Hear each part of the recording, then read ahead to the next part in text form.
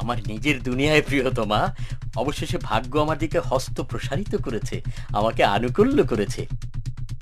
আজ আমি আর রাশেদ মিলে শেখ সাইদের বাগান কিনতে যাব। এত তাড়াহুড়ো করছো কেন? তুমি কি তোমার নাস্তাটাও করবে না? নষ্ট করার মতো সময় আমার হাতে নেই। আমাকে অবশ্যই বাগানটি অন্য কেউ কিনে ফেলার আগেই সেখানে যেতে হবে।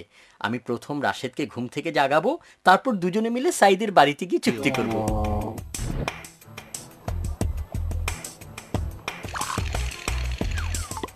রাশেদ, কোথায় রাশেদ? ওঠো, জলদি ওঠো। নিশ্চয়ই নাইম, সে সব সময় এমন তাড়াহুড়া করে। আগের দরজাটা খুলি। তুমি কি এখনো ঘুমাচ্ছ রাশেদ? গায়ের সব মানুষ জেগে উঠেছে, জলদি কাপড় পরে নাও, চলো জলদি চলো। আমি ঘুমাচ্ছি না, আমি সব সময় ভোরে উঠি, এমনকি সূর্যোদয়েরও পূর্বে। আলহামদুলিল্লাহ। কিন্তু আপনি এত তাড়াহুড়া করছেন কেন? এখনো তো বেলা ওঠেনি। আমি আমাদের পূর্বে আর কাউকে সে বাগান ক্রয় করতে দেব না। আমাদের নসিবে যা লেখা রয়েছে তা অন্য কেউ নেবে না, অতএব চিন্তা করে লাভ নেই। আল্লাহর নির্দেশের বাইরে কিছুই হয় না। তুমি আছো আল্লাহ ভরসা নিয়ে। শোনো, এদিকে আসো, জলদি করো, আমাদের তর্ক করার মতো সময় নেই।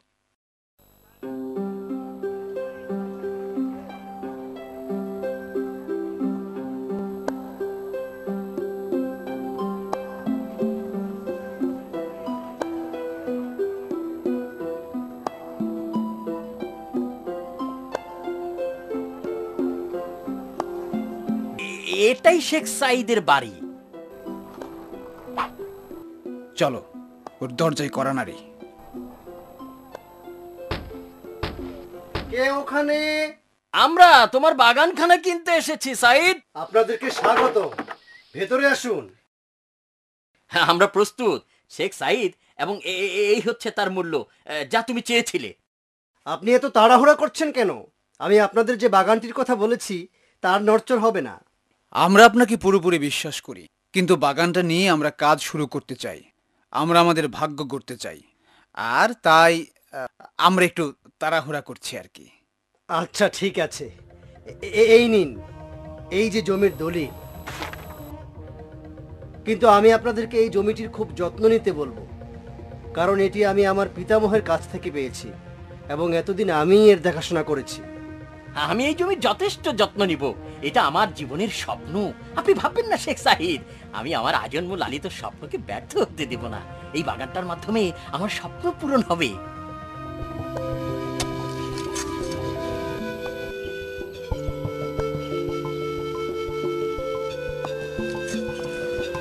দিনের পর দিন নাইম আর রাশেদ বাগানে কঠোর পরিশ্রম করে গেল।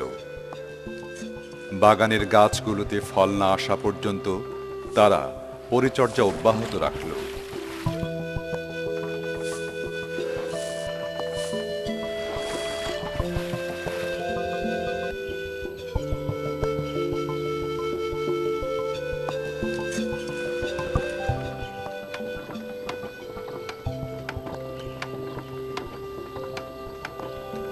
অবশেষে তাহলে গাছগুলোতে ফল ধরলো।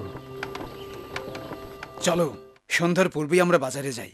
দয়া করে আল্লাহর দেয়া সম্পদ থেকে আমায় কিছু দান করুন, আমি গতকাল থেকে না খেয়ে আছি।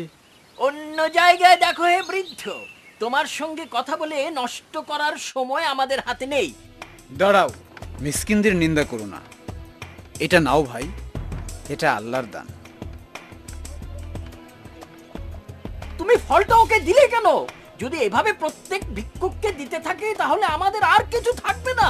উত্তেজিত হয়ে না ভাই, মনে করো এই ফলটা আমি আমার অংশ থেকে ওকে দিলাম। ঠিক আছে ঠিক আছে, ভালো করেছো। চলো চলো, এবার চলো।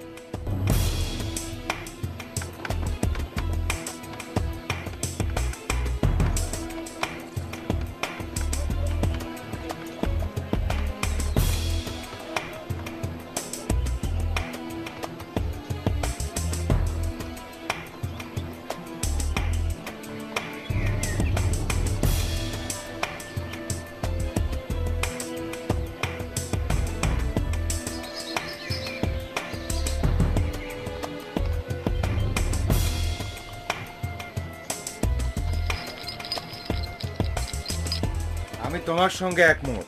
এই তোমার টাকা। ধন্যবাদ ধন্যবাদ। শুক্রিয়া আল্লাহর। আল্লাহ চাহে তো আমাদের উপর তার করুণা অব্যাহত থাকবে। রাশেদ, একটা কথা ছিল। আমি শীঘ্রই এই বাগানের মুনাফা দিয়ে আরেকটা বাগান কেনার চিন্তা করছি। এখন আমাদের কাছে আরেকটি বাগান ক্রয়ের মতো টাকা আছে। তুমি কি বলো রাশেদ? সে তো ভালো কথা, কিন্তু মনে রাখবে এজন্য আমাদেরকে আরো অনেক কঠোর পরিশ্রম করতে হবে। দয়া করে আমায় কিছু সাহায্য দিবেন, আমার বাচ্চারা না খেয়ে আছে।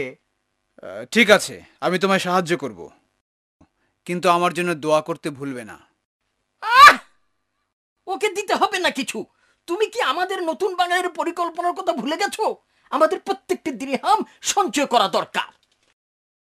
প্রথমে মিসকিন, তারপরে বাগান। আল্লাহ তোমার এবং তোমার পরিবারের ভালো করুন। এইভাবে তুমি তোমার সমস্ত অর্থ শেষ করবে, অথবা হতে পারে আমাদের দুজনেরই। যদি তুমি দান করা অব্যাহত রাখো, তাহলে আমি তোমার সঙ্গে থাকবো না রাশেদ।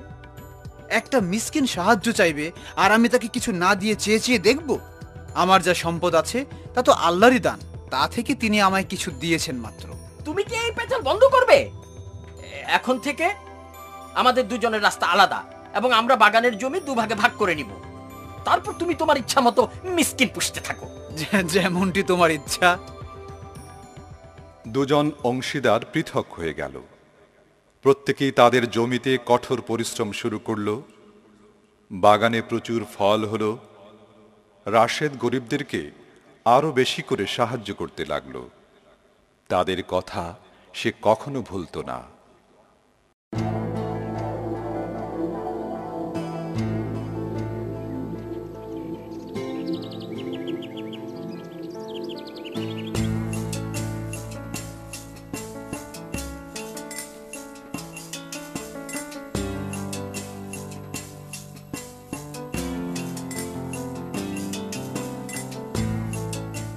আমি ফলগুলো 2000 দিরহামে বিক্রি করেছি, কেমনটি আপনি বলেছিলেন। খুব ভালো, খুব ভালো। কই দাও দেখি। আরে জলদি দাও, আমি যে অর্থ ভালোবাসি। আমি এগুলো নিজ চোখে দেখতে চাই। এই তো, এই তো স্বর্ণমুদ্রার সুমিষ্ট আওয়াজ। জনাব, দয়া করে কিছু সাহায্য করুন। আমি বড় ক্ষুধার্ত। আমি বৃদ্ধ মানুষ এবং কোনো কাজ করতে পারি না। কি আপনি শীঘ্রই চলে যান। আপনি কি জানেন এটা কার বাড়ি? এটা নাইম সাহেবের বাড়ি। তিনি গরিবদের একদম দেখতে পারেন না। তিনি যদি আপনাকে দেখতে পান তাহলে প্রহারও করতে পারেন। আমি আল্লাহর কাছ থেকে এসেছি, আবার তার নিকটে ফিরে যাব। আমাদের জন্য তিনি যথেষ্ট। নাইমের অর্থ সম্পদ অনেক বৃদ্ধি পেল। এখন তার দুটো বাগান। বাগানগুলো ছিল নদীর ধারে। আমি একটু শহরে যাচ্ছি, কিছু নতুন পোশাক কিনতে হবে। এমন পোশাক যা আমায় মানাবে ভালো। আপনার যেমনটি ইচ্ছে প্রভু। আমি ফিরে না আসা পর্যন্ত বাগান ছেড়ে যাবে না, আর সাবধান থাকবে যেন বাগান থেকে কেউ কিছু চুরি না করে। গোলাম সর্বক্ষণ এখানেই মজুদ থাকবে, হে আমার মনি। কে? রাশেদ? দাঁড়াও। রাশেদ, তুমি এখন কেমন আছো? কতদিন তোমার সঙ্গে আমার দেখা হয় না। হাজার শুক্রিয়া, আমি ভালো আছি। তুমি কেমন আছো বন্ধু? তোমার চেয়ে ভালো। বুঝতে পারছো না, আমি চলছি ঘোড়ার গাড়িতে আর তুমি পায়ে হেঁটে। আমি এখন দুটো বিশাল বাগানের মালিক। আলহামদুলিল্লাহ, আমার আল্লাহ তোমাকে এসব দিয়েছেন। আরো দিক, আমি খুশি হব। এসো আমার সঙ্গে চলো রাশেদ, আমার বাগান দুটো দেখবে। তুমি যদি তাতে খুশি হও তাহলে চলো।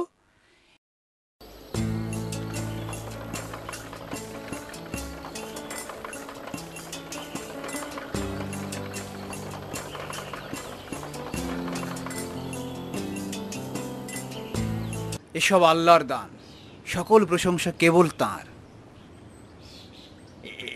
এই যে এটা নাও, আর চেয়ে দেখো যে আমার জীবনটা কত বদলে গেছে। এসব আমার পরিশ্রম এবং অর্থ উপার্জনের নেশার ফল। তুমি কি এখনো আগের মতোই গরিব মিসকিনদের অর্থ বিলি করে আনন্দ পাও? গরিব মিসকিনদের সাহায্য করে আমি যে আনন্দ পাই তা পৃথিবীর সকল সম্পদের বিনিময়েও পাওয়া সম্ভব নয়। সেই বস্তা পচা সস্তা চিন্তাই এখনো তোমার মগজ ছেয়ে আছে। আমি ওসব অনেক আগেই ছেড়ে ফেলেছি। আর এই জন্যই তুমি দেখতে পাচ্ছ যে আমার অর্থকরী সম্পদ অনেক অনেক গুণ বেড়ে গেছে। না বন্ধু, না, তোমার চিন্তা ভুল। তুমি অন্তরকে অহংকার দিয়ে পূর্ণ করো না, তাহলে আল্লাহ অসন্তুষ্ট হবেন এবং তোমাকে তার রহমত থেকে বঞ্চিত করবেন। ফলে তুমি আবার আগের মতোই গরিব হয়ে যেতে পারো এবং কাল কিয়ামতে তিনি তোমাকে শাস্তি দেবেন। কি বললে তুমি? আমার বাগান দুটো ধ্বংস হয়ে যাবে? না না না না না না না, অন্তত আমার দুটো বাগানের ক্ষেত্রে এমনটি কখনো হতে পারে না। কারণ কারণ তারা সর্বদা আমার যত্ন আর নিয়ন্ত্রণে রয়েছে এবং চিরকাল আমারই থাকবে। আমাকে আবার কে পাকড়াও করবে? তুমি যা বলেছো সব মিথ্যে প্রবঞ্চনা। পরকাল বলে কিছু নেই। আমি এসব বিশ্বাস করি না, বিশ্বাস করি না। এমন অবিশ্বাসী হয়েও না। আল্লাহ তোমাকে মাটি দিয়ে সৃষ্টি করেছেন এবং এরূপ যৌবনদীপ্ত তরতাজা করেছেন। তোমার জন্য বড় দুঃখ হয় বন্ধু। আমি আরেকটি বার এমন উদ্ভট কথা শুনতে চাই না। তুমিও যদি অর্থবিত্তের মালিক হতে চাও তাহলে আমার পথে চলো, দেখবে তুমিও ধনী হয়ে গেছো। তোমার মতো লেজ কাটা হতে আমি রাজি নই এবং কিছুতেই তার উপর বিশ্বাস হারাবো না। আল্লাহই সর্বোত্তম দাতা। যে বাগান দুটোকে তুমি তোমার জান্নাত বলে মনে করছো, তিনি ইচ্ছা করলে আমায় এর চেয়ে ঢের বেশি দিতে পারেন। আর যদি না দেন তাহলে জেনে রাখবে তিনি আমার জন্য তা সঞ্চিত রেখেছেন। একদিন না একদিন দিবেন।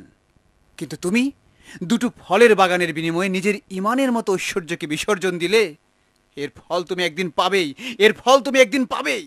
তুমি চলে গেলেই বাঁচি। জীবনে আর দ্বিতীয়বার তোমার মুখ দর্শন করতে চাই না। তোমার এই অকট মূর্খ কথা শুনতে চাই না। সে রাতেই আল্লাহর ক্রোধ নেমে আসে নাইমের দুই জান্নাতের উপর। দুটো বাগানই পুরোপুরি ধ্বংস হয়ে যায়।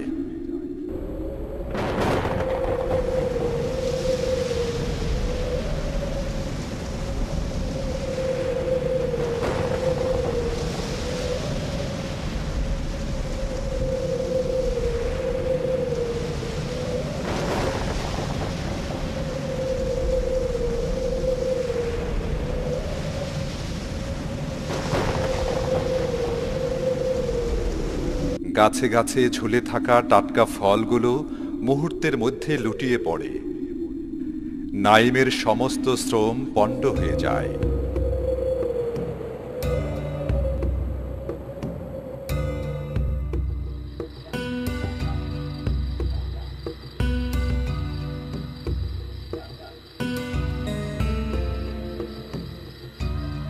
হায় আল্লাহ, হায় আল্লাহ, আমার সব পরিশ্রম ব্যর্থ হয়ে গেল।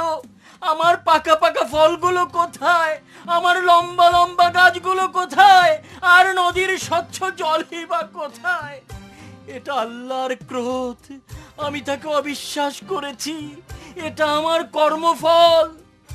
আমি যদি রাশেদের কথা শুনতাম, আমি যদি রাশেদের কথা শুনতাম এবং তোমাকে বিশ্বাস করতাম, তাহলে হয়তো এমনটি হতো না। হে আল্লাহ, আমার ভুল হয়েছে। তুমি আমাকে আমার ভুলের শাস্তি দিয়েছো। আমি তোমার কাছে মাপ চাই। হে আল্লাহ, তোমার কাছে মাপ চাই। তোমার কাছে মাপ চাই।